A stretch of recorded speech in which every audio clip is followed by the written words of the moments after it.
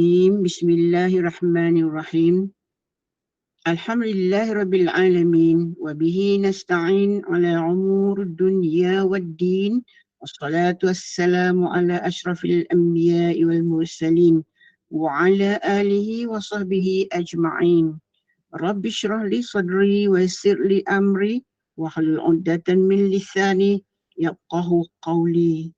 Allahumma yassir wa la tu'assir. Rabbi tamim bil khair birahmatika ya arhamar rahimin. Assalamualaikum warahmatullahi wabarakatuh. Salam ukhwah, salam mahabbah kepada yang berbahagia Al-Fadil Ustaz Elin Aminin bin Muhammad Saleh yang telah pun sudi menerima undangan Gemanur Iman untuk memimpin bacaan Yasin, doa dan seterusnya tazkirah kisah-kisah dari Al-Quran. Yang berusaha Puan Hajah Rosniati Mansur bersama dengan tim Gemanur Iman yang telah pun menyediakan platform untuk kita berkuliah pada pagi ini, yang dirahmati lagi dikasihi seluruh pecinta ilmu yang berada di pelbagai pelosok negara dan dari Brunei, muslimin muslimat yang telah pun sudi bersama dengan Google Meet Gemanur Iman bagi mengimarahkan lagi kuliah kita pada pagi ini. Alhamdulillah, segala puji dan syukur dirafakkan kepada Allah Subhanahu Wa Taala dengan limpah kurnianya, rahmatnya kita bertemu lagi. Semoga kita terus bersyukur atas segala nikmat yang Allah kurniakan. Semoga setiap langkah kita selalu mendapatkan berkah, rahmat, hidayah dan inayah Allah Subhanahu Wa Taala. Bagi memohon keberkatan majlis pada pagi ini, mari sama-sama kita membaca Ummul Kitab yang akan dipimpin oleh Al-Fadil Ustaz Elin Aminin Muhammad Saleh. Dipersilakan. A'udzu billahi minasyaitonir rajim. Bismillahirrahmanirrahim. Alhamdulillahi rabbil alamin. Ar-Rahmanir Rahim. Maliki yaumiddin. Iyyaka na'budu wa iyyaka nasta'in. Ihdinas siratal mustaqim. Siratal ladzina an'amta 'alaihim ghairil maghdubi 'alaihim waladdallin. Amin. Amin, amin ya rabbal alamin. Mudah-mudahan kita mendapat keberkatan berada di halaqah ilmu pada pagi ini insya-Allah dan dipayungi bersama oleh para malaikat. Untuk pagi ini seperti biasa kita akan teruskan mohon kepada Allah Subhanahu Wa Taala, mudah-mudahan Allah menganugerahkan kesembuhan penawarnya kepada mereka yang diuji dengan pelbagai penyakit. Mudah-mudahan Allah sembuhkanlah dengan rahmatnya. Hanya Allah yang maha menyembuhkannya. Kesembuhan yang tidak meninggalkan penyakit lain. Berilah keafiatan kepada mereka. Syafakallah syifaan ajilan.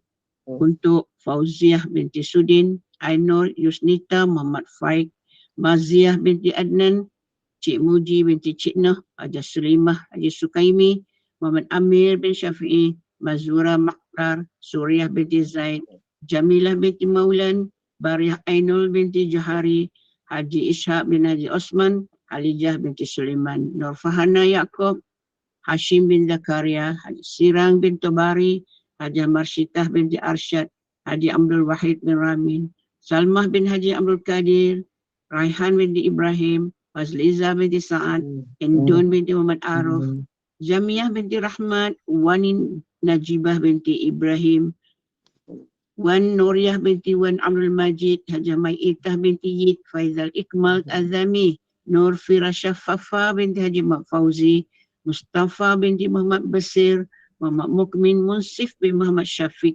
Hasni Cik Ismail, Muhammad Amin Haji Idris, Nur Akhtar Amin, Haji Ma'on bin Haji Ibad, Muhammad bin Nasiran, Putri Nur Batrisya binti Nur Azlina, Muhammad Syukri binti Siti Ramlah, Muhammad Izham Mahadir, Azizah Marrais, Siti Rokiah Sulaiman, Haji Ismail Abdul Rahman, Rosli Zainab, Rehan bin Ismail, Badariah Yusuf, Muhammad Syazah Aqil Naufal bin Muhammad Syafiq, Nurul Huriah Zainal Abidin, Fatimah Ahmad, Abdullah bin Mat, Huzairi bin Nahliman, Siti Amna Amrul Rahman, Nurain binti Abdullah, dan seluruh nama yang tersenarai 205 orang.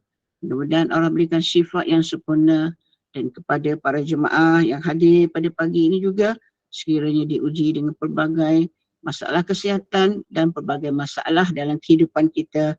Mudah-mudahan sebab kita berada di halaqah ilmu, mudah-mudahan Allah berikan kesempurnaan dalam kehidupan kita, insya-Allah.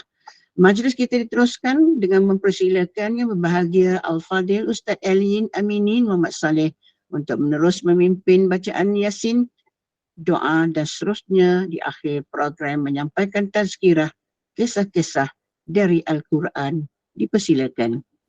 Terima kasih. Assalamualaikum warahmatullahi wabarakatuh. Bismillahirrahmanirrahim. Alhamdulillahi rabbil alamin wa bihi nasta'in ala umuri dunya waddin.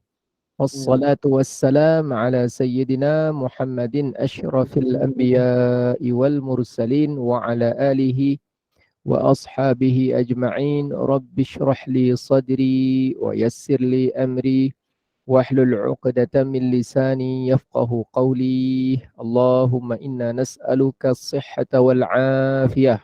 Ya Allah, kami mohon kesihatan dan afiah.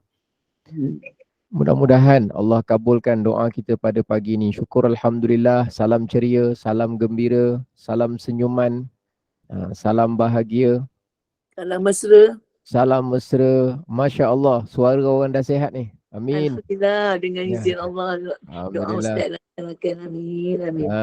Alhamdulillah, Alhamdulillah. Mudah-mudahan terus afiat, sihat. Amin. Hari ini ada sebahagian daripada kita mungkin pagi ni ada urusan hospital, ada urusan pasar, ada urusan ziarah, ada urusan check up, ada urusan anak, ada urusan cucu, macam-macam urusan. Tapi dalam kita bersibuk dengan urusan dunia yang memang tak akan ada habisnya selagi mana kita hidup, mudah-mudahan itu semua berisikan untuk kita menunaikan tanggungjawab kita dan memberikan hak kepada orang yang sepatutnya mereka menerimanya. Tak kisahlah siapa-siapa pun. Tujuan kita hari ini, tekad kita ialah mempermudahkan urusan orang lain, memberi toleransi atas kelemahan yang ada pada orang lain, tidak mengharapkan semua orang mesti memenuhi kehendak dan keinginan kita. Mudah-mudahan pada masa yang sama kita berdamai dengan banyak kehendak-kehendak Allah ke atas kita. Sama ada ia selari dengan apa yang kita nak ataupun mungkin saja bendanya berbeza dengan apa yang kita nak. Kita tukar cara pandang dan cara melihat kita. Kita bukan melihat besarnya ujian, beratnya dugaan, tetapi melihat betapa maha besarnya yang menduga kita dan betapa maha kuasanya yang menguji kita. Jadi kalau kita kenangkan siapa sebenarnya yang uji kita, siapa sebenarnya yang mensilih gantikan dugaan-dugaan ke atas kita, maka dengan cara yang demikian dia akan meringankan rasa bebanan di dalam hati. Dia akan meringankan tanggungan yang selama ini tertanggung di dalam jiwa kita. Dia akan menjadikan kita lebih ringan dalam menanggung segala bebanan, segala ujian, cabaran dalam hidup ni.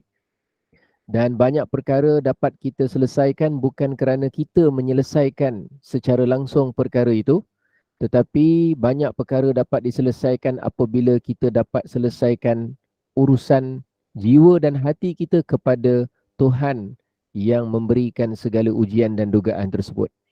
Semakin baik cara kita berprasangka kepada Allah, maka semakin baik kesihatan rohani dan jasmani kita. Jadi kita bermula pada tiap-tiap pagi dengan amal soleh, baca Al-Quran, dengarkan kisah dan sebagainya. Kita niat lillahi ta'ala. Semoga Allah terima amalan kita, semoga platform Gema Nur Iman, semua yang terlibat, yang membantu, yang menyokong, semuanya mendapat bahagian yang baik. Kita tak mampu untuk membuat perkara yang besar-besar, tetapi banyak perkara yang besar-besar bermula daripada perkara yang kecil-kecil. Kita mungkin tak dapat menggoncang dunia, tetapi seseorang yang menggoncang dunia, dia bermula daripada didikan seorang ibu yang menghayun buayan. Jadi banyak perkara yang kita tak tahu apa yang akan Allah berikan, kurniakan, anugerahkan kepada kita di masa hadapan. Kita tak tahu. Tetapi tugas kita ialah selagi mana kita diberikan hayat, selagi mana diberikan umur dan kesempatan, kita sama-sama manfaatkan sebaik-baiknya. Dan pada pagi ini adalah ruang untuk kita memanfaatkan. Syukur Alhamdulillah.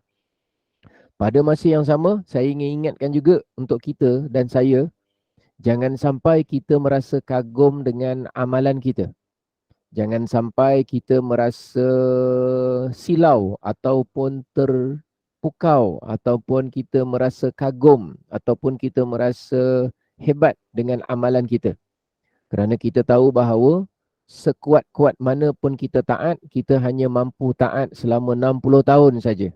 Sedangkan syurga Allah itu bukan 60 tahun. Syurga Allah itu kekal selama-lamanya.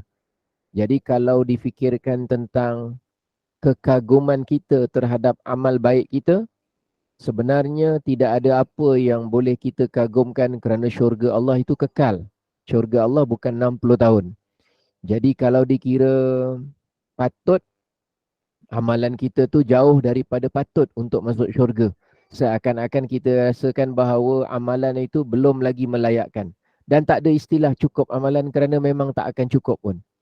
Tapi kita beramal bukan kerana bangga dengan amalan kita, tapi kita nak menunjukkan, melahirkan, menzahirkan rasa syukur kepada Allah.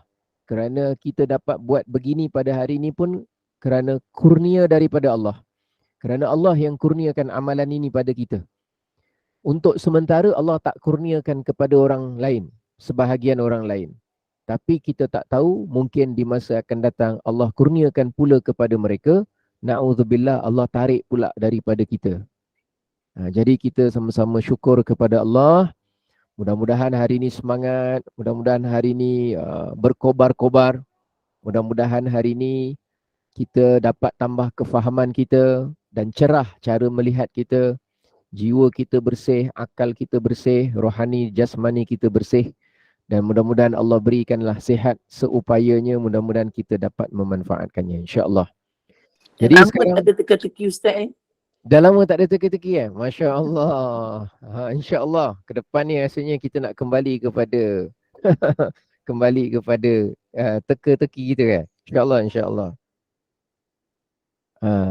Dan sedikit pemberitahuan sebelum kita memulakan bacaan Yasin kita pada pagi ini.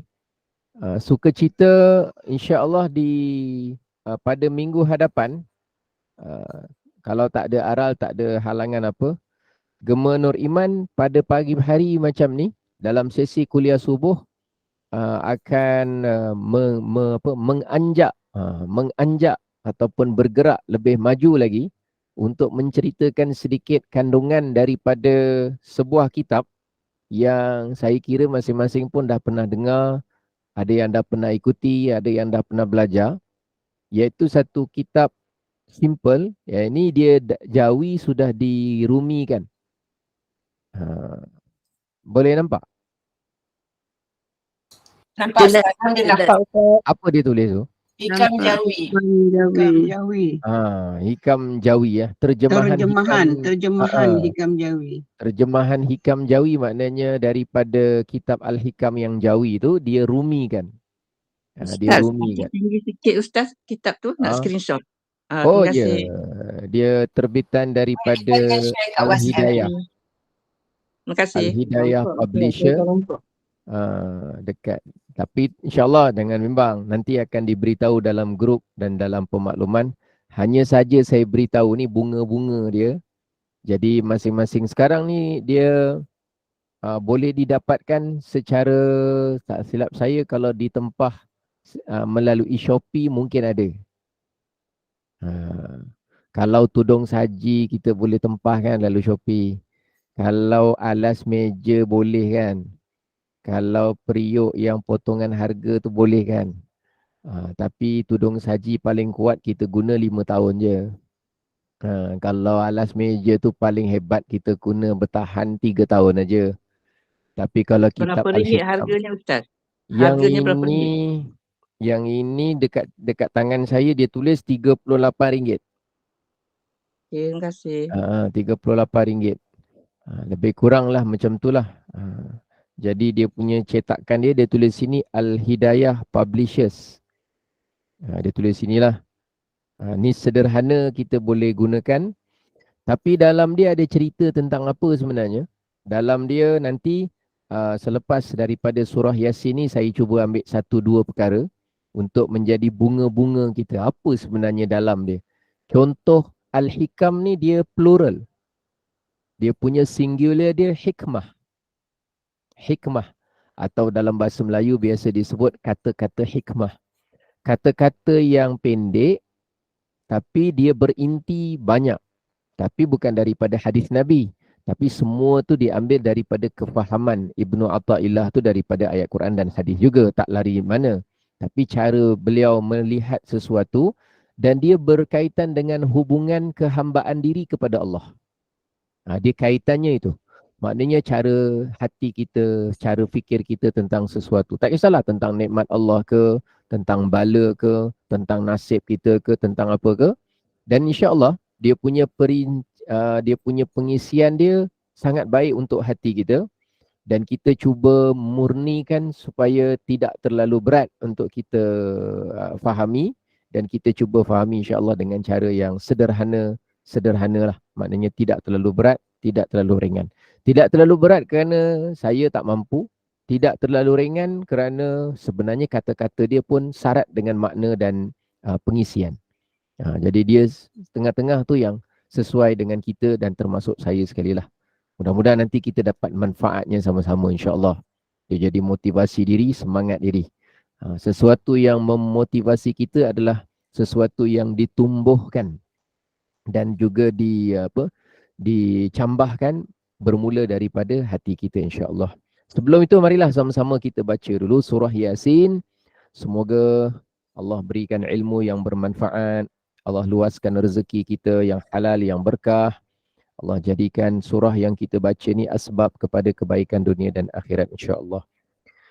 Astaghfirullahalazim. الذي لا إله إلا هو الحي القيوم وأتوب إليه أستغفر الله العظيم الذي لا إله إلا هو الحي القيوم وأتوب إليه أستغفر الله العظيم الذي لا إله إلا هو الحي القيوم وأتوب إليه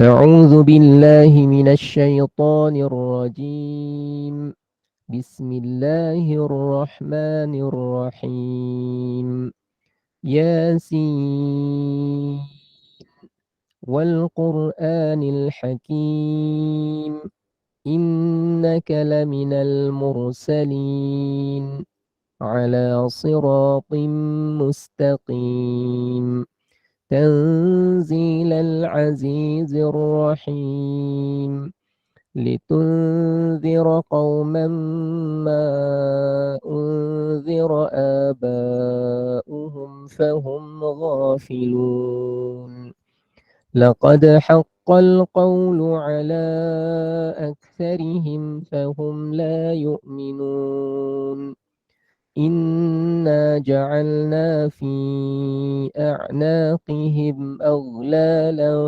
فهي إلى الأذقان فهم مقمحون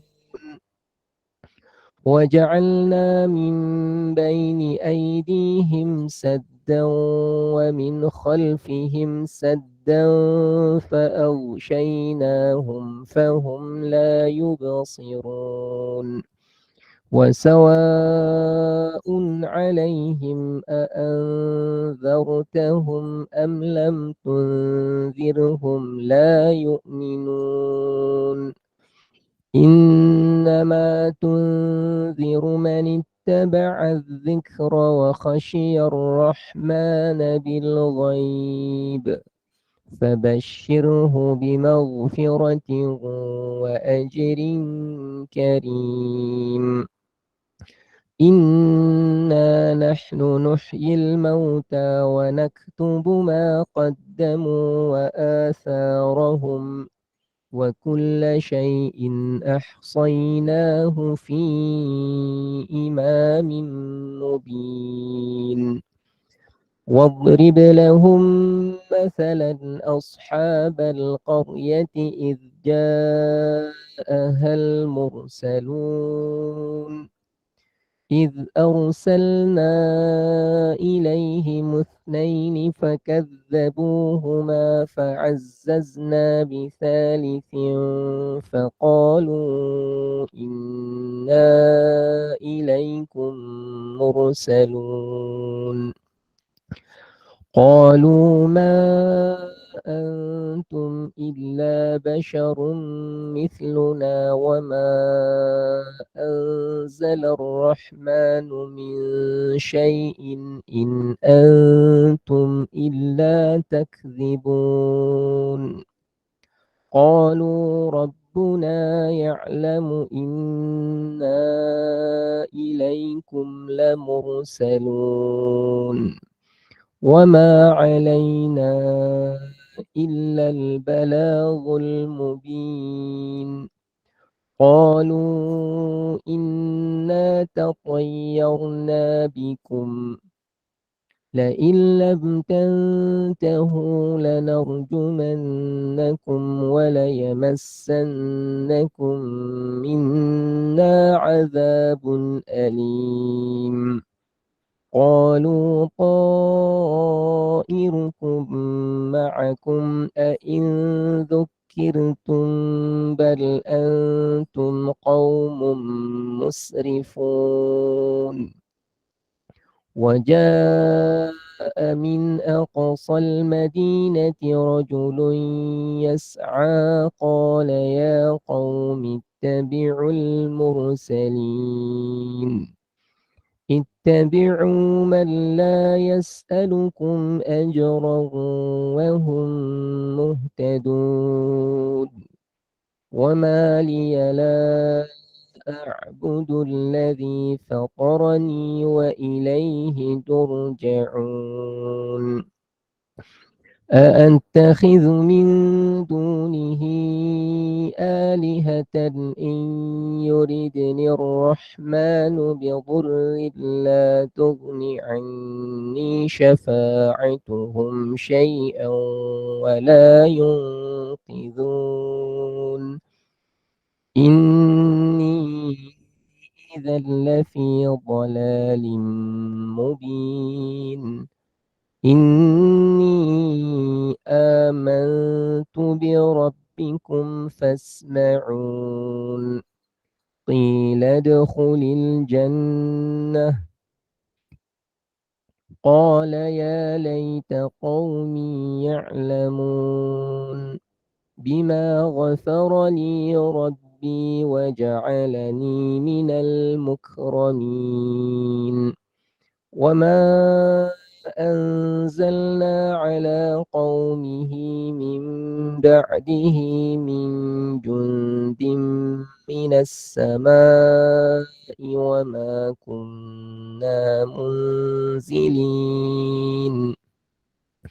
إن كانت إلا صيحة واحدة فإذا هم خامدون يا حسرة على العباد ما يأتيهم من رسول إلا كانوا به يستهزئون ألم يروا كم أهلكنا قبلهم من القرون أنهم إليهم لا يرجعون وإن كل لما جميع لدينا محضرون وآية لهم الأرض الميتة أحييناها وأخرجنا منها حبا حبا فمنه يأكلون وجعلنا فيها جنات من نخيل وأعناب وفجرنا فيها من العيون ليأكلوا من ثمره وما عملته أيديهم أفلا يشكرون سبحان الذي خلق الأزواج كلها مما تنبت الأرض ومن أنفسهم ومما لا يعلمون وآية لهم الليل نسلخ منه النهار فإذا هم مظلمون والشمس تجري لمستقر لها ذلك تقدير العزيز العليم والقمر قدرناه منازل حتى عاد كالعرجون القديم لا الشمس ينبغي لها أن تدرك القمر ولا الليل سابق النهار وكل في فلك يسبحون وآية لهم أنا حملنا ذريتهم في الفلك المشحون وخلقنا لهم من مثله ما يركبون وإن نشأ نغرقهم فلا صريخ لهم ولا هم ينقذون إلا رحمة منا ومتاعا إلى حين وإذا قيل لهم اتقوا ما بين أيديكم وما خلفكم لعلكم ترحمون وما تأتيهم من آية من آيات ربهم إلا كانوا عنها معرضين وإذا قيل لهم أنفقوا مما رزقكم الله قال الذين كفروا للذين آمنوا أنطعم من لو يشاء الله أطعمه إن أنتم إلا في ضلال مبين ويقولون متى هذا الوعد إن كنتم صادقين ما ينظرون إلا صيحة واحدة تأخذهم وهم يخصمون فلا يستطيعون توصية ولا إلى أهلهم يرجعون ونفخ في الصور فإذا هم من الأجداث إلى ربهم ينسلون قالوا يا ويلنا من بعثنا من مرقدنا هذا ما وعد الرحمن وصدق المرسلون إن كانت إلا صيحة واحدة فإذا هم جميع لدينا محضرون فاليوم لا تظلم نفس شيئا ولا تجزون إلا ما كنتم تعملون إن أصحاب الجنة اليوم في شغل فاكهون هم وأزواجهم في ظلال على الأرائك متكئون لهم فيها فاكهة ولهم ما يدعون سلام قولا من رب رحيم وامتازوا اليوم أيها المجرمون ألم أعهد إليكم يا بني آدم ألا تعبدوا الشيطان إنه لكم عدو مبين وأن اعبدوني هذا صراط مستقيم ولقد أضل منكم جبلا كثيرا أفلم تكونوا تعقلون هذه جهنم التي كنتم توعدون اصلوها اليوم بما كنتم تكفرون اليوم نختم على أفواههم وتكلمنا أيديهم وتشهد أرجلهم بما كانوا يكسبون ولو نشاء لطمسنا على أعينهم فاستبقوا الصراط فأنى يبصرون ولو نشاء لمسخناهم على مكانتهم فما استطاعوا مضيا ولا يرجعون ومن نعمره ننكسه في الخلق أفلا يعقلون وما علمناه الشعر وما ينبغي له إن هو إلا ذكر وقرآن مبين لينذر من كان حيا ويحق القول على الكافرين أولم يروا أنا خلقنا لهم مما عملت أيدينا أنعاما فهم لها مالكون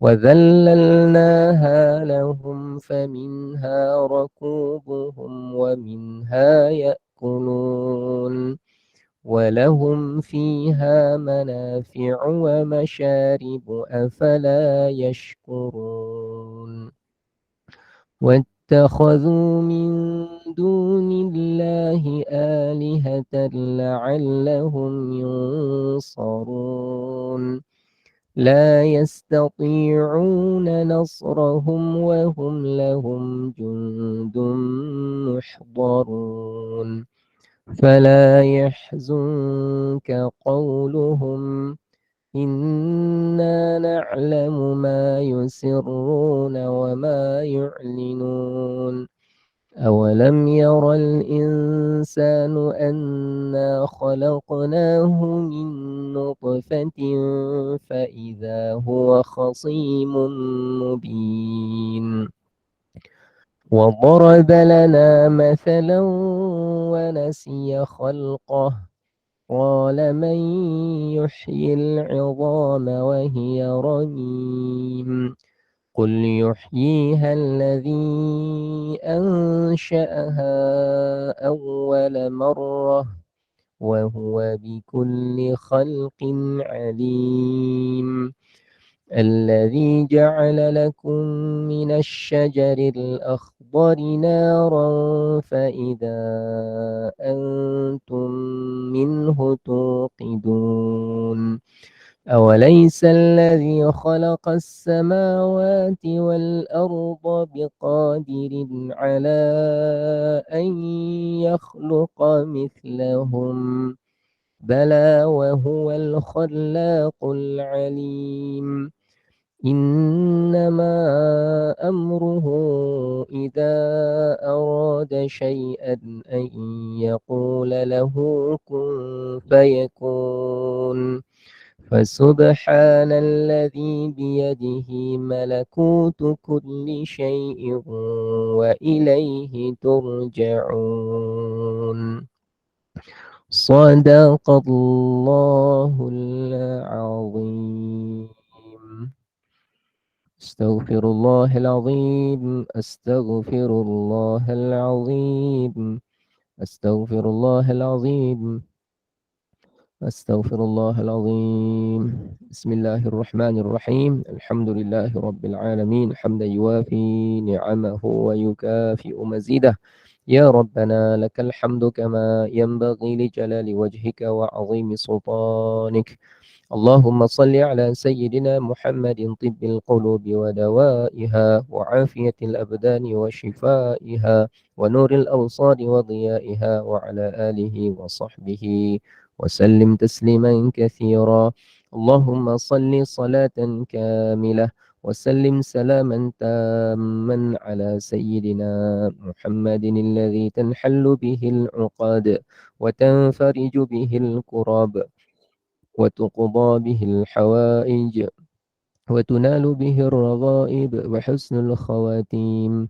ويستسقى الغمام بوجهه الكريم وعلى آله وصحبه في كل لمحة ونفس بعدد كل معلوم لك بسم الله الشافي بسم الله الكافي بسم الله المعافي بسم الله الذي لا يضر مع اسمه شيء في الأرض ولا في السماء وهو السميع العليم نعوذ بكلمات الله التامات من شر ما خلق اللهم عافنا وعافهم اللهم عافنا وعافهم اللهم عافنا وعافهم في الدنيا والآخرة وعافنا وعافهم من كل بلاء الدنيا وعذاب الآخرة Ya Allah, ya Tuhan kami, segala puji-pujian bagimu ya Allah. Engkau yang telah menciptakan langit dan bumi. Engkau yang menggantikan siang dan malam.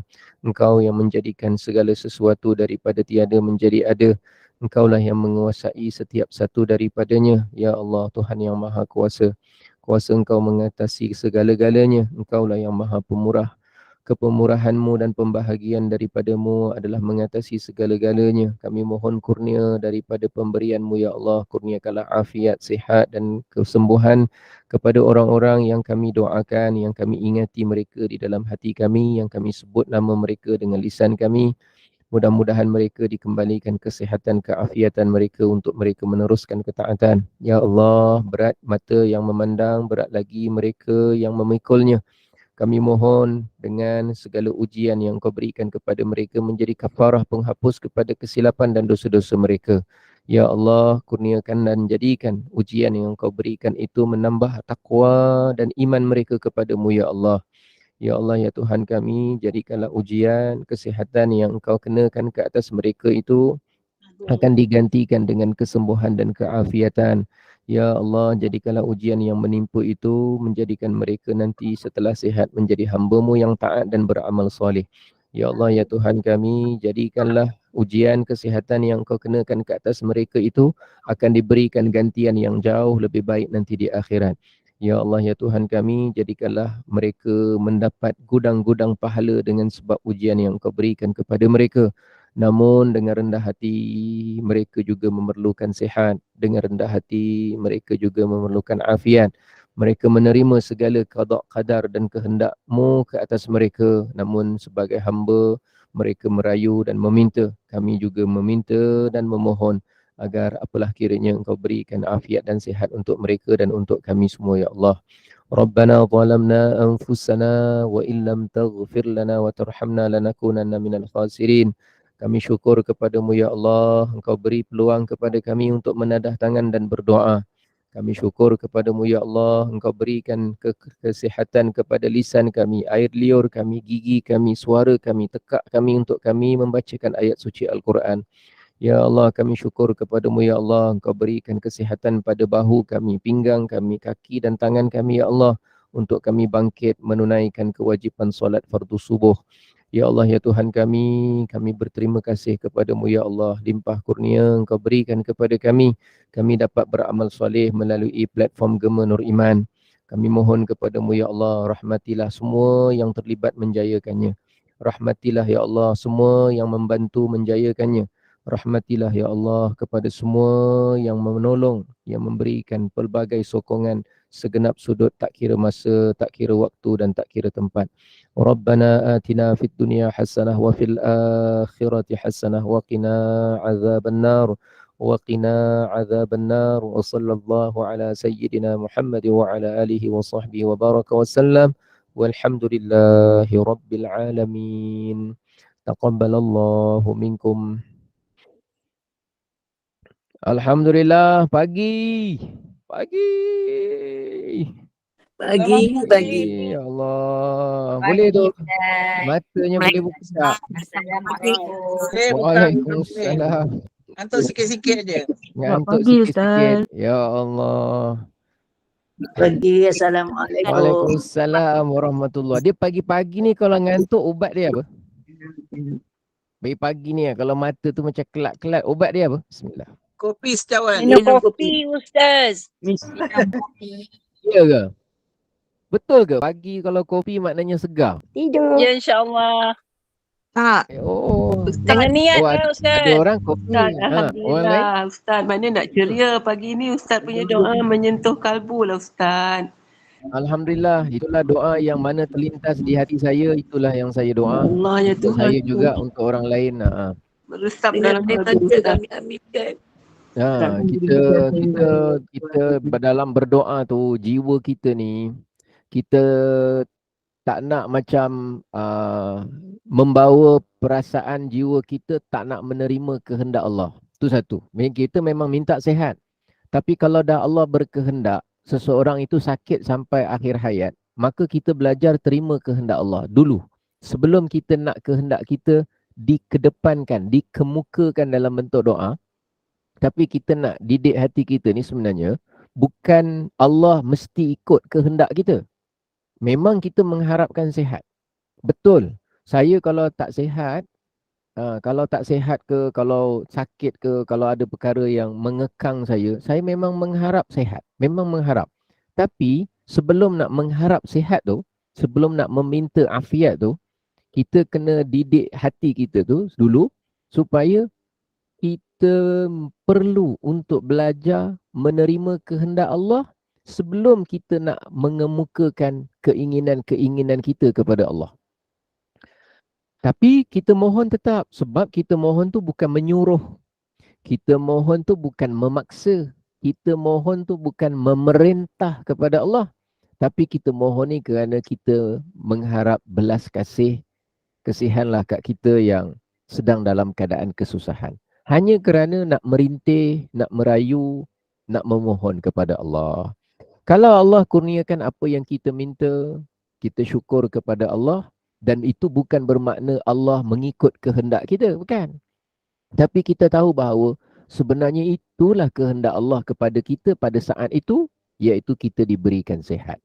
Tapi sekiranya tak sihat, sampai bila-bila sakit, takkanlah kerana sakit kita nak menuai dosa. Takkanlah kerana sakit kita nak menjadi orang yang hatinya lagi jauh dengan pengharapan kepada Allah. Takkanlah hanya kerana sakit yang sementara di dunia, kita nak hilangkan rasa kehambaan diri. Maka kita akan hilang perkara yang jauh lebih merugikan. Jadi kita tetap juga berdoa dari hati kita, semoga Allah berikan sihat. Namun kita menyatakan kesediaan hati kita. Tubuh badan belum tentu kuat ni. Tapi kesediaan hati kita untuk belajar menerima apa sahaja kehendak Allah ke atas kita. Kalaupun seseorang itu dia meninggal dunia dengan penderitaan, dengan kesakitan, dengan kecederaan, tapi kalau dia membawa iman, kalau dia membawa kepercayaan, kalau dia membawa bekalan keyakinan kepada Allah, maka kepercayaan, keimanan, keyakinan itulah yang amat berharga setelah melangkah mula di malam pertama di alam barzah. Jadi kita nak bawa bekal-bekal yang macam itulah. Tapi nisbah kita sebagai manusia biasa, kita perlukan sihat. Sebab sihat tu zahirnya lebih banyak aktiviti dapat kita buat. Tapi ada orang pahalanya lebih banyak ketika dia sakit. Kita tak tahu. Rupanya di sisi Allah, masa dia sakit, kalau sehat berjalan sakan. Kalau bersehat ketawa memanjang. Cuma bila sakit ni pandai pula mengalir air mata. Bila sakit ni pandai pula bila nak bergerak tu nak bangun, ya Allah. Tapi bila sihat, ye. Ye. Apa nama? Apa tu sebutan dia? Apa sebutan dia tu? Sekarang kira. Oh, macam tu saya salah makhraj lah. Aduh, hai. Jadi dia apa? Bila kita sihat tu rupanya, nikmat lagi dapat sebut nama Allah lebih banyak. Contohnya gitu kan. Jadi maknanya sakit tu ada banyak baiknya juga. Cuma kita kan merayu. Kita merayu supaya janganlah sakit berterusan. Bimbang nanti kita rasa putus asa dengan rahmat Allah. Bukan sebab nak sihat sangat. Tapi kita bimbang kita jadi putus asa dengan rahmat Allah. Kita takut kalau kita hilang rasa kehambaan kepada Allah. Kita rasa mula bosan dengan takdir Allah. Kita tak nak yang sampai macam tu. Jadi sederhana. Ada kenyang, ada lapar, ada susah, ada miskin, ada gembira, ada sedih. Sedih, ingat Allah. Bila gembira, syukur pada Allah. Sebenarnya, bila kita ditukar-tukarkan keadaan kita, berubah dari satu keadaan ke satu keadaan, itu pun sebenarnya nikmat tau. Nikmatnya kerana kita dapat perbaiki kualiti kehambaan kita kepada Allah. Nikmatnya kat situ. Bukan pada sakit tu. Sakit tu makhluk. Sihat pun makhluk juga. Jadi Allah tukarkan pada kita tu. Tapi kita kena banyak berfikirlah. Berfikir dengan ilmu yang kita belajar, dengan apa yang kita nilaikan, kita perhati kan. Kita tengok satu persatu, kita perhatikan. Masya Allah.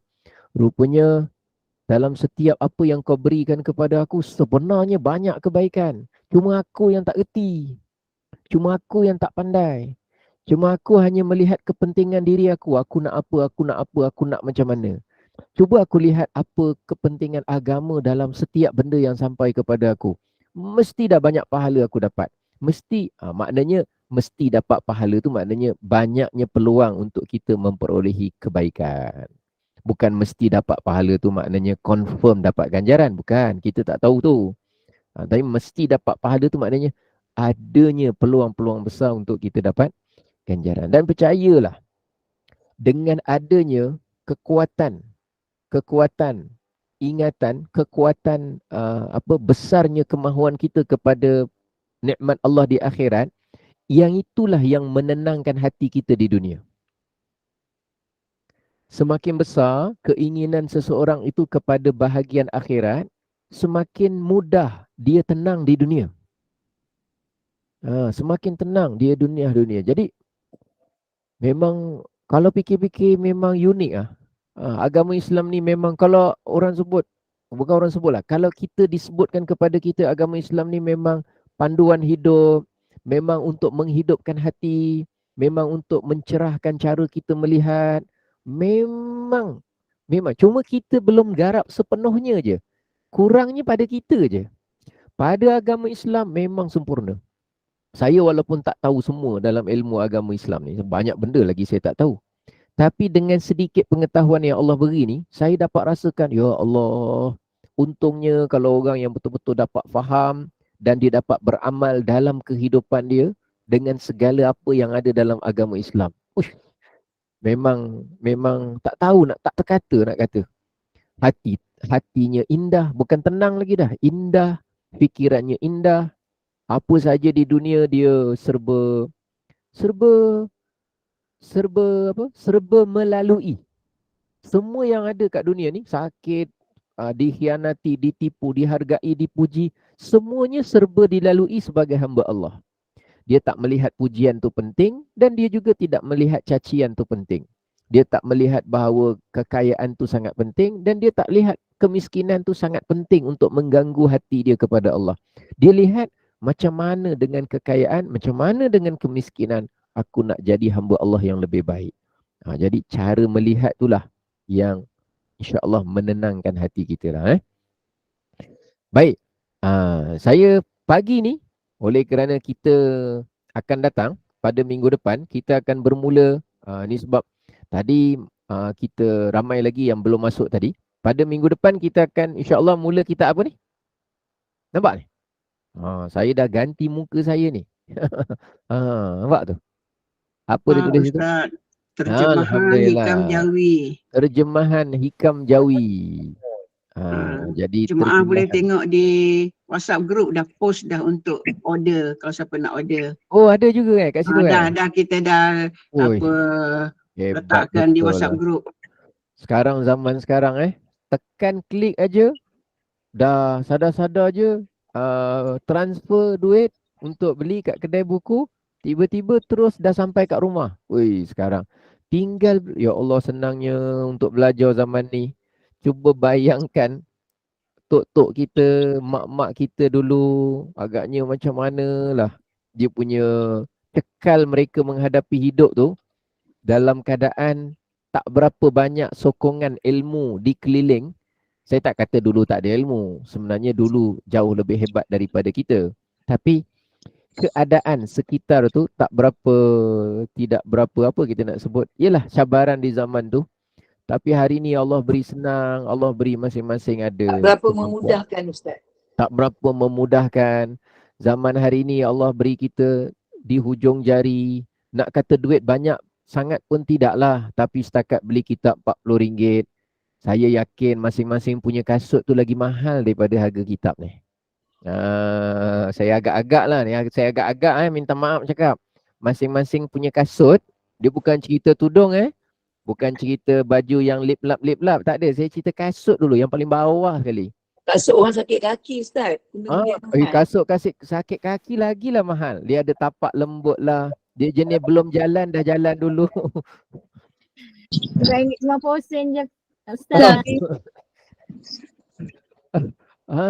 Yang ada selipar dia saja dah 50 lebih. Yang ada dia punya sandal dia je dah 70 lebih. Yang ada dia punya kasut je dah 100 lebih, 200 lebih. Mungkin. Ni agak-agak je ni. Jadi saya nak cerita. Ya. Tu belum pergi borong durian lagi Ustaz. Ya Allah. Tu belum cerita borong Bosang duri. king lagi tu makan. Ya Allah. Serigala king, serigala queen. Macam-macam. Jadi ceritanya apa? Kita nak ambil dua daripada kata hikmah, daripada hikam ni untuk kita lihat bersama. Dalam satu kata hikmah, salah satu daripadanya berkata Ibnu Athaillah, Syekh Ibnu Athaillah, liyukhaffif anka alamul bala alaika ilmuka bi annahu subhanahu huwal mubli laka. Dia punya maksud dia ialah apa? Hendaklah yang akan meringankan sakitnya bala ujian kepada kamu itu ialah apa benda yang meringankan sakitnya bala, sakitnya ujian, sakitnya bebanan. Yang meringankan dia ialah pengetahuan kamu bahawa Allah Subhanahu wa Ta'ala lah yang mendatangkan ujian bala cubaan itu. Apa yang meringankan kita untuk kita tanggung segala ujian ni? Yang meringankan kita ni bukan strategi kita selesaikan masalah, bukan. Yang meringankan kita menghadapi masalah itu bukan kepandaian kita menyusun strategi atau cara kita menghadapi orang itu. Ataupun itu bukan, itu semua benda kecil-kecilnya. Tapi perkara besar yang dapat meringankan, mengurangkan bala, beratnya, pedihnya tu ialah bila kita sangat mengetahui, sangat mengenali, sangat faham bahawa yang menguji kita itu adalah Allah Subhanahu wa Ta'ala. Menguji. Saya bawa satu contoh. Ada seorang pemuda. Ini masing-masing nanti bagi jawapan tapi bagi jawapan ikhlas lah. Ni contoh cerita rekaan je. Satu orang pemuda. Dia terlihat satu orang budak perempuan. Seorang budak perempuan, bukan budak lah, maknanya seorang wanita, gadis yang akhlaknya baik, peribadinya baik, dia punya ilmu dia pun bagus, orangnya pun sopan dan sebagainya. Dan dia berkenan untuk mengambil wanita tersebut sebagai isteri lah, maknanya dengan niat yang baik lah. Jadi dia ingin mengenali keluarga wanita tersebut. Tiba-tiba berlakulah satu tragedi yang tak disangka ketika mana dia sedang berjalan di pekan lebih kurang macam tu. Tiba-tiba dia diserang daripada belakang. Muka dia diserkup dengan guni. Lalu dia diikat badan dia. Lalu dia meronta, dia tak tahu siapa yang sebenarnya ikat aku ni. Siapa yang tangkap aku ni. Tiba-tiba dia diangkat masuk ke dalam pick-up. Masuk dalam ni lah, dalam kereta 4-wheel tu. Lepas tu dia dibawa ke satu tempat. Jadi bila dia bawa ke satu tempat, tiba-tiba dia punya guni tu mukanya dibuka, tapi ikatan tu masih ikat kat tangan dia. Tiba-tiba yang dia tengok dekat tempat satu kilang tu dia ditempatkan, dia tengok yang menguasai dia ketika itu, yang menangkap dia, yang suruh tangkap dia tu adalah bapa budak perempuan tadi.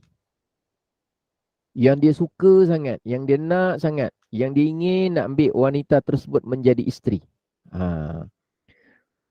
Jadi orang tu, masa sebelum orang tu buka dia punya guni yang serkup muka dia tu, orang tu pukul dia lah. Pukul dia, tapi bukan pukul pakai tangan, pukul pakai besi, bukan. Pukul pakai bantal.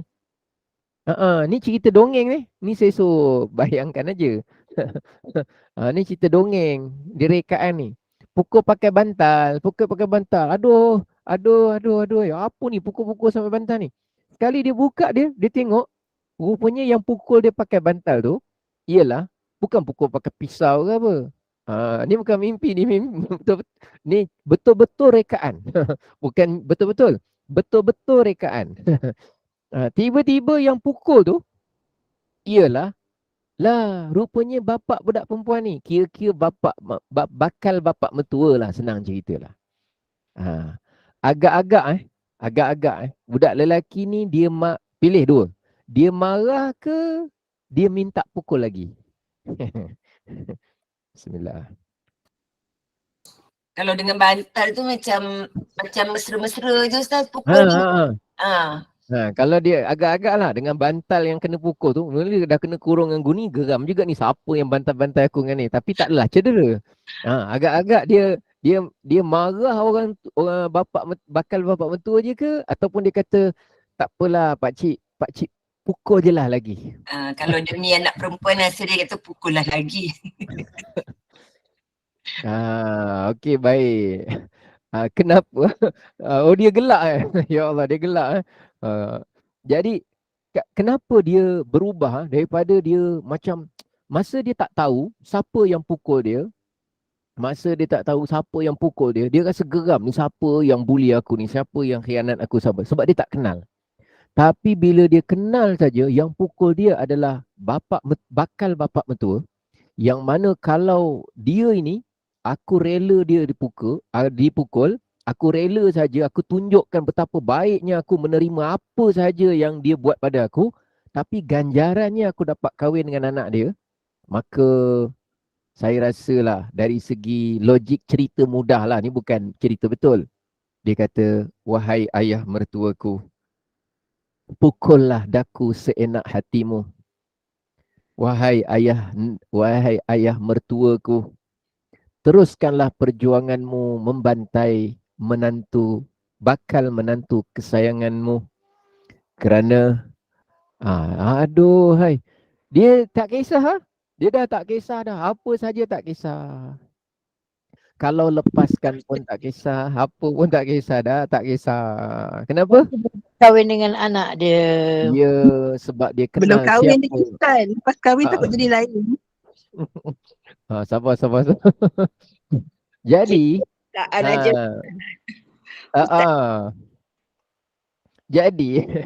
jadi kalau ikut Ustaz, manalah ada orang kena tangkap lepas tu kena ikat pukul pakai bantal, tak. Saya bukan nak ceritakan betul atau tidak cerita tu. Tapi saya nak cerita dua perkara yang menjadi pertimbangan, iaitu kita mengenal siapa yang pukul kita. Yang kedua, kita mengetahui apa ganjaran yang bakal kita dapat sekiranya kita mengenal yang memukul kita. Tapi itu kan cerita dongeng rekaan kalau kita berurusan dengan manusia. Tapi dalam kitab Al-Hikam ni, kita tak berurusan cerita dengan manusia. Kita berurusan cerita dengan Allah, yang mana Allah yang kita kenal, kita harus kenal melalui ilmu tauhid dan pembelajaran kita mengenal Allah. Setelah kita mengenal Allah tu bukan semata-mata Allah kalau berikan kepada kita ujian, sebenarnya lebih penuh kasih sayang berbanding orang yang memukul dengan bantal. Kalau orang tu pukul dengan bantal sekalipun, belum tentu dia ada rasa kasih sayang pada kita. Walaupun dia sekadar pukul dengan bantal. Tapi Allah kalau sayang kepada hambanya, memang dia uji betul-betul.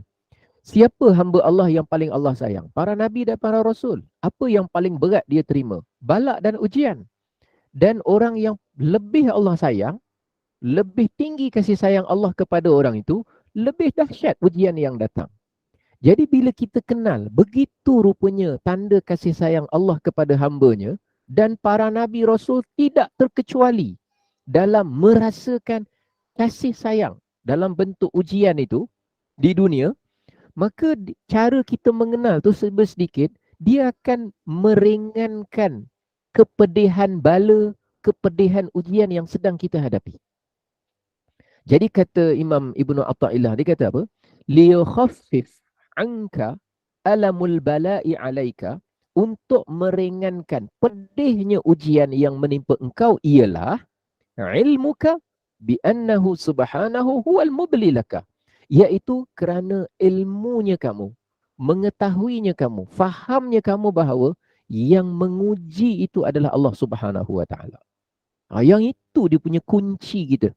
Nak rasa ringan, nak rasa lega, nak rasa lapang. Bukan sebab kita settlekan masalah. Belum tentu. Belum tentu. Sebab masalah akan boleh bertambah, akan boleh berkurang, akan boleh bertukar, akan boleh pergi sementara dan datang lagi, dan boleh berulang benda yang sama. Sampai kita mati, bendanya boleh berlaku begitu. Bersilih ganti. Tapi Allah yang kita sembah tidak berubah. Dialah yang menguasai kita. Dialah yang menguji kita. Satu detik ke satu detik, satu saat ke satu saat. Boleh? Macam tu. Analogi kena pukul tu boleh kena ingat? Boleh ingat Akhirnya boleh diterima, Ustaz. Dan ganjarannya pula, kalau ganjaran di dunia dia dapat berkahwin dengan anak lelaki tersebut, tetapi ganjaran daripada Allah adalah jauh lebih besar dan jauh lebih bermakna daripada sekadar berkahwin yang sifatnya sementara itu. Jadi itu contoh kata-kata hikmah yang boleh kita pelajari. Kita nak ambil yang kedua. Nanti minggu depan kita start lah yang betul-betulnya. Ustaz tuan tanya, tadi Ustaz baca tajuk apa Tajuk apa Oh, ada bukunya? Tak ada, saya ada 2 buku. Tengok kod-kod ada yang terkena sama tajuk. Oh ya, dia punya tajuk yang saya memang buka je ni tu, anda jumpa. Tajuk dia Sikap Hamba Apabila Ditimpa Bala. Dia punya tajuk dia. Apa sikap kita? Macam mana cara kita menyikapi ujian? Dan bekalan-bekalan macam ni untuk saya lah. Saya tak tahu orang lain. Tapi secara peribadi saya suka. Pada saya best. Sebab saya menghadapi macam-macam ujian dalam hidup ni. Ujian macam-macam. Dan semua orang pun ada ujian. Jadi bila kita ada bekalan-bekalan macam ni, orang tak tahu kita ada bekalan hidup macam tu. Tapi daripada pembelajaran kita tu, kita ada bekalan sikit. Nak kata kita ni hebat sangat, tahu sangat, lega sangat, belum tentu. Tapi adalah bekalan. Daripada kita kelaparan, biarlah kita ada sedikit bekalan. Kita nak ambil yang kedua. Ni, dia bentuk dia macam ni. Ni hikam Jawi dia asalnya Jawi, dia dah Rumi kan. Saya ambil, dia cetakan dia banyak, tapi saya macam terpanggil untuk pakai yang inilah untuk memudah cara. Baik, lagi satu. Saya nak ambil satu lagi supaya kita tahu bahawa amalan kita tu kita nak elakkan diri daripada kita dah berubah nak menjadi yang lebih baik, tapi jangan sampai kita rasa kagum dengan amalan kita. Dulu kita tak adalah ngaji-ngaji apa sangat. Tiba-tiba hari ni kita rajin ngaji pula. Kita dulu tak adalah zikir-zikir sangat. Tapi sekarang ni banyak pula kita zikir. Ya Allah, tiba-tiba datang syaitan ganggu. Kau tengok zikir kau banyak. Kau tengok kau sekarang dah baca Quran tiap-tiap pagi. Kau tengok sekarang kau dah ada ilmu, dah berapa banyak kitab kau dah belajar ni. Kau tengok, kita pun rasa macam amalan kita ni lebih baik, lebih bagus, kita dah jadi bagus dengan amalan kita. Mula datang perasaan, insya-Allah mudah-mudahan kita ni masuk syurga. Mula kita rasa macam amalan kita tu lebih baik daripada kawan-kawan kita yang tak ada majlis ilmu. Kita bimbang benda-benda macam tu dia datang jadi penyakit. Iaitu kita merasakan bahawa ketaatan kita kepada Allah itu kita rasa kagum sendiri. Padahal kita lupa Allah masukkan dalam syurga tu bukan sebab amalan seseorang. Tapi hakikatnya dengan rahmat Allah. Memang Allah nak kurnia masuk syurga, masuklah kita. Kalau Allah nak kurniakan seseorang tu masuk ke neraka, Allah nak jadikan dia ahli neraka lah dia. Dan kalau kita ni ditentukan masuk syurga, hakikatnya memang itu kurnia Allah, murni kurnia Allah pada kita. Cuma bezanya ialah di dunia ni ada asbab-asbab yang mendorong kita ke arah itu, iaitu amalan kita. Tapi kerana semata-mata amalan kita tak. Amalan kita berapa lama je? Paling kurang taat kita pun paling kuat sejak umur balik 10 tahun. Kalau sampai 60 tahun taat betul. 50 tahun je kita taat. Tapi syurga Allah sediakan selama-lamanya. Kita taat cuma 50 tahun. Itu kalau taat, itu kalau jadi orang soleh sejak umur 10 tahun. Kalau baru taat lepas pencen pula. Lepas pencen kata dia. Lepas pencen. Baru taat lepas pencen. Contoh je. Jadi maknanya lah ketaatan kita tu barulah 15 tahun, baru 10 tahun, baru 5 tahun. Baik, kita tengok kata hikmah yang kedua. Kata Ibnu Athaillah ni, la tufrihka ta'atu li'annaha barazat minka wafrah biha li'annaha barazat minallahi ilaika. Janganlah menggembirakan kamu ketika mana kamu taat. Janganlah menggembirakan kamu seolah-olah ketaatan itu zahirnya daripada kamu. Lahirnya daripada kamu. Terhasilnya daripada kamu. Janganlah ketaatan yang kamu buat tu dia menggembirakan kamu kerana kamu merasa bahawa ia adalah lahir daripada kamu, terhasil daripada kamu. Kerana kamu. Jangan. Wafrah biha, tapi bergembiralah dengan ketaatan yang mampu kita buat. Kita mampu solat, mampu apa ni, bergembiralah li'annaha, kerana ketaatan itu sebenarnya barazat minallahi ilaika. Sebenarnya dia adalah terlahir, terzahir kerana pemberian Allah kepada kamu. Kita jangan tak gembira pula dengan ketaatan kita. Kita jauhi dosa, kita dapat solat, dapat baca Quran, dapat sedekah, dapat tolong, dapat macam-macam kita dapat buat kebaikan. Tapi jangan sampai ketaatan kita tu menjadikan kita gembira kerana kita rasa sebab kita yang taat. Sebab kitalah yang baik. Sebab kitalah yang telah memperbaiki diri kita, amalan kita tu jangan. Tapi dalam hati kita sebenarnya ini anugerah Allah. Kalau satu orang yang jahat, Allah boleh jadikan dia baik, itu anugerah Allah. Begitu juga orang yang sedang baik, kalau Allah berkehendak dia berubah jadi jahat, dia juga akan jadi jahat. Tapi Allah kurniakan kepada kita peluang untuk jadi baik. Kalau bukan kurnia Allah kepada saya ni tak faham apa.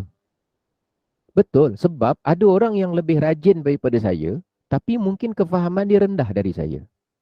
Dan saya pernah jumpa orang yang tak berapa rajin daripada saya, tapi dia punya kefahaman dia, ingatan dia jauh lebih banyak dari saya. Maknanya apa? Untuk apa kita cemburu? Sebab pembahagian yang Allah beri kepada, yang diberikan kepada dia dengan pembahagian yang Allah beri kepada saya, itu daripada Allah yang sama. Yang mana Allah boleh tarik semula pembahagian itu dari dia, sebagaimana Allah juga boleh tarik semula pembahagian Allah kepada saya. Allah boleh tarik semula. Ingatan kita, kepandaian kita, kesantunan kita, kejahatan kita, keburukan kita, semuanya boleh ditarik semula oleh Allah. Jadi kalaulah kita ni pada hari ini dapat melakukan perkara taat, maka janganlah la tufrihka at-ta'atu li'annaha barazat minka. Jadi janganlah ketaatan kamu itu mendatangkan kegembiraan, kebanggaan kepada kamu disebabkan kamu rasa dia adalah terkeluar, terhasil daripada diri kamu sendiri. Bukan. Tetapi wafrah biha, dan bergembiralah, syukurlah, gembiralah dengan ketaatan yang kita dapat buat, tapi dengan keyakinan apa? Dengan keyakinan li'annaha barazat minallahi ilaika. Kerana dia itu terlahir, terzahir, terhasil, dapat dilaksana kerana memang Allah lah yang mengurniakan benda itu kepada kamu. Jadi dengan cara begitu nak menghilangkan sifat ujub, kita kagum dengan amalan kita, prestasi kita, kemampuan kita, dan sesekali kadang-kadang bisikan iblis syaitan tu dia datang kat kita. Dalam kita nak jadi baik ni, dia datang, dia cocok-cocok kat kita. Dan mudah-mudahan semua yang mengikuti pengajian di Gema Nur Iman ni, Allah pelihara hatinya, Allah pelihara akhlaknya, dan harapan kita dengan pembelajaran ini bukan menjadikan kita hanya jadi orang yang rajin datang kelas saja, bukan. Tapi memberi kesan pengamalan itu dalam lingkungan kita. Maknanya anak-anak kita nampak hasil pembelajaran kita tu, kita jadi mak yang lebih baik. Suami kita merasakan bahawa kita bukan setakat berubah daripada tak datang kelas kepada rajin datang kelas. Dia bukan soal rajin datang kelas. Tapi pribadi kita, ketaatan kita pada suami kita, komitmen kita, kesungguhan kita, dia terasa. Dia punya kesan daripada hasil ilmu tu bukan pada rajin datang kelas. Ada orang dia terbawa kepada rajin datang kelas. Jadi dia cuma rajin datang kelas je, tapi banyak tanggungjawab lain dia tak selesaikan. Bukan itu tujuan menuntut ilmu. Walaupun bagus datang kelas, walaupun bagus menuntut ilmu, tapi dia bukan untuk jadi berstatus banyak kelas, bukan. Untuk berstatus rajin datang semua kelas, bukan gitu. Tapi nak praktik tu. Praktik tu. Saya juga sama juga. Saya ada datang kelas. Pada masa yang sama saya juga ada yang menyampaikan kelas. Tapi saya ada tanggungjawab lain. Anak-anak, isteri yang mana mereka mesti merasakan buah-buah ilmu tu serba sedikit daripada itu. Jadi semuanya kita perlu tunaikan. Hak menuntut ilmu pada kita, kita kena tunaikan. Hak memberikan hak pada orang yang berada di sekeliling kita tunaikan. Menjadi yang lebih baik hamba Allah. Sekian dahulu. Jumpa lagi insya-Allah. Wassallallahu ala sayyidina Muhammad wa ala alihi washabihi wasallam. Walhamdulillahirabbil alamin. Saya kembalikan kepada pengacara majlis. Silakan. Sebentar Allah. Sebentar Ustaz. Alhamdulillah, amin, Allahumma amin. Jazakallah khairan kasiran. Al-Fadil Ustaz. Ada yang nak tanya ke? Assalamualaikum tadi. Saya benda Nukiah. Boleh ke Ustaz sebelum kita tutup? Boleh ke? Boleh satu soalan, satu ruang. Assalamualaikum warahmatullahi wabarakatuh Ustaz. Warahmatullahi wabarakatuh. Makcik nak tanya tentang macam pernah di satu cerita saya baca daripada satu FB lah. Tentang kisah seorang wanita yang selalu ditinggalkan oleh suaminya kerana suaminya seorang pendakwah lah. Merata-rata lah berjihad ke jalan Allah. Tetapi urusan keluarganya bermula daripada dia mula kahwin ke tu terserah kepada isterinya. Kepada isterinya segala-galanya dibuat. Ni isteri dia yang cerita dalam FB tu lah. Saya baca lah. Jadi masa tu dia sangat marah lah. Saya jadi confused lah kat sini. Kadang-kadang kita ada perasaan macam, yalah kita manusia kan. Kalau suami terlalu sibuk bekerja, kita rasa macam aku diabaikan ke, ataupun kita kena berkorban ke, ini ujian Allah ke, macam tu lah. Saya baca tu, jadi dia kata, tapi saya ambil positif daripada dia tu. Dia kata dia pada awalnya dia macam marah jugalah dengan suaminya. Memang dia macam kata ustaz yang lain, kahwin suka sama suka. Ataupun yalah, dengan izin Allah, maknanya dipertemukan dalam satu jemaah, dipertemukan maknanya oleh orang lain, tetapi suka sama suka lah jugalah. Kahwin suka sama suka, tapi bila dah mula kahwin, segala urusan rumah tangga diserahkan pada sebab suami dia tu hanya balik dalam katalah, contohlah kalau balik seminggu, tapi beberapa bulan yang akan datang dia tak ada di rumah. Dia merata-rata sampai keluar negara dan sebagainya. Jadi dia kata urusan rumah tangganya semua dia dibuat oleh isteri. Isterinya seorang yang berkelayakan tinggi lah, maksudnya ada degree dan sebagainya lah, ada ilmu insyaAllah. Oleh kerana dia tengok selalu suami dia macam geram juga dengan suami dia, tapi sebab dia saya rasa lah dia seorang wanita yang sangat solehah lah dan bertakwa ni, dia uruskan rumah tangganya sebaik mungkin. Dia buatlah apa-apa, dia tak bekerja sebenarnya, tapi dia mulalah buat sesuatu untuk urusan rumah tangganya. Sebab suami dia ni maknanya dia pergi berjihad tu, saya pun tak ingatlah kisah dia, tapi maknanya suami dia tu dari segi makan minumnya, dia pergi berkumpulan tu adalah Allah, agaknya ada rezeki-rezekinya Allah bagi pada dia. Tanya khabar tu pun susah nak dapat daripada suaminya. Tapi setiap kali kalau suami dia balik, dia layan suami sangat baik lah. Walaupun dalam hati rasa geram, adalah juga rasa geram sebab dia kena uruskan semua anak sakit sebagainya. Itulah Ustaz mesti faham insyaAllah.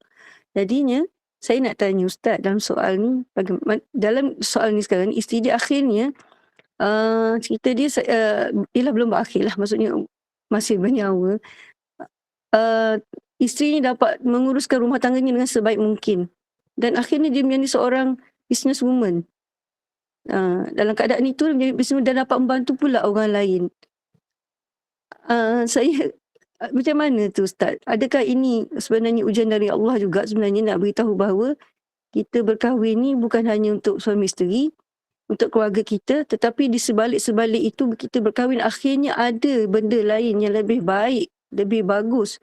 Kita membantu masyarakat di sekeliling kita untuk membangunkan masyarakat di sekeliling juga. Yang dikenal maupun tidak kenal. Tu bagaimana Ustaz? Saya nak tahu tu sajalah. Mungkin bukan nak tahu macam mana. Okey. Terima kasih Ustaz. Sama-sama. Assalamualaikum warahmatullahi wabarakatuh. Assalamualaikum warahmatullahi wabarakatuh. Secara umum cerita tu amat luar biasa keadaannya. Mungkin perincian hakikat kehidupan tu mungkin lebih rencam ataupun lebih pelbagai. Namun setiap seorang itu Allah akan beri ganjaran sesuai dengan apa yang dia laksanakan. Dan saya fikir isterinya akan diberikan ganjaran yang besar oleh Allah atas apa yang dia laksanakan. Terketepi tentang soal suami dia. Manakala suaminya pula akan pun juga bertanggungjawab, akan dipertanggungjawabkan apa yang dia laksanakan, terketepi tentang soal dia bagaimana dengan isterinya. Tapi masing-masing dari segi ujian, dia memang ujian. Dari segi ujian yang berat, menjadikan seseorang itu akan menjadi lebih baik, harus saja. Kerana memang salah satu hikmah ujian ialah kita nak diberikan sesuatu yang lain yang tidak disangka selepas kita menempuh sesuatu ujian itu. Dan mudah-mudahan wanita tersebut dia dapat ganjaran yang besar lah dari Allah Subhanahu Wa Taala dengan segala pengorbanannya. Tapi komitmen dia untuk terus taat dari segi zahir cerita tu bagus, dan jangan dia risau tentang dirugikan di dunia tu, jangan risau. Siapa-siapa pun jangan rasa dirugikan di dunia selama mana yang kita buat tu apa yang Allah perintahkan. Tapi yang dia hadapi ujian tu berat, dan soal betul atau salah kita tak tahu sangat detail keadaan realiti sebenar mereka berdua, wallahu alam. Tapi semakin baik seseorang itu menempuh ujian melihat kepada apa yang patut dia buat, itu semakin baik insya-Allah hasil yang dia akan dapat. Dan kalau tak dapat di dunia pun jangan bimbang, sebab Allah memang tidak akan sia-siakan amalan hamba-Nya. Wallahu alam. Okey, kita tutup dulu kuliah kita untuk pagi ini. InsyaAllah kalau ada apa-apa permasalahan kita sambung pada minggu pada hari Rabu nanti insya akan bersama dengan Ustaz lagi insyaAllah. Jadi Alhamdulillah, amin, Allahumma amin, jazakallah khairan kasiran kepada yang berbahagia Al-Fadhil Ustaz Alien Aminin Muhammad Saleh yang telah pun menyempurnakan kuliah subuh kita pada pagi ini, sebab kita berada bersama-sama di halqa ilmu, membaca kalam Allah dan berdoa mudah-mudahan kepada yang diuji dengan pelbagai penyakit, pelbagai masalah, mudah-mudahan Allah permudahkan segalanya untuk kita. Syukran jazilan juga atas perkongsian ilmu pada pagi ini, mudah-mudahan bermanfaat. Jadi seperti apa yang kita simpulkan, kita hendaklah gembira atas perbuatan taat yang kita lakukan lantaran mendapat kurnia dan rahmat Allah SWT. Jadi terzahirnya kurnia Allah itu adalah lebih baik. Amin ya Rabbal Alamin. Terima kasih kepada tim Nur Iman, dan kita juga tidak lupakan kepada para jemaah yang menyambut kelahiran pada hari ini, Sana Hilwah. Semoga dikurniakan kesehatan yang baik, panjangkan umur yang barakah, sentiasa rahmat, lindungan Allah, bahagia bersama dengan keluarga dunia dan akhirat. Terima kasih kepada para jemaah yang bersama kita pada pagi ini. Saya akhiri dengan kata-kata Syekh Abdul Qadir Jailani berkata, seorang mukmin yang hakiki adalah mereka yang redha kepada apa yang telah ditetapkan oleh Allah Subhanahu Wa Taala kepadanya, dan ketetapan Allah Subhanahu Wa Taala adalah lebih baik daripada ketetapan manusia itu sendiri. Moga kita semua di jalan yang diredai oleh Allah Subhanahu Wa Taala. Kuliah duha kita sebentar lagi bersama dengan Al-Fadhil Ustaz Rushdi bin Ramli Al-Jahari, penulis buku biografi Agung Rasulullah Sallallahu Alaihi Wasallam. Jadi teruskan bersama dengan kuliah 8.15 pagi ini, dan kepada para jemaah yang ada urusan, moga Allah permudahkan segala urusan kita insya-Allah. Jadi yang mana ada kelapangan, teruskan bersama dengan kuliah sebentar saja lagi. Jadi sebagai penutup tirai, kita persilakan sekali lagi yang berbahagia Al-Fadhil Ustaz Alien Aminin Muhammad Saleh untuk membaca tasbih kafarah dan menutup kuliah kita dengan surah Al-As. Saya sudahi dulu dengan wabillahi taufik. Wassalamualaikum warahmatullahi wabarakatuh. Assalamualaikum warahmatullahi wabarakatuh. Subhanakallahumma wa bihamdika asyhadu an la ilaha illa anta astaghfiruka wa atubu ilaik. Bismillahirrahmanirrahim. Wal 'asr innal insana lafi khusr illa alladhina amanu wa 'amilus solihati wa tawasaw bil haqqi wa tawasaw bis sabr. Terima kasih semua. Terima kasih.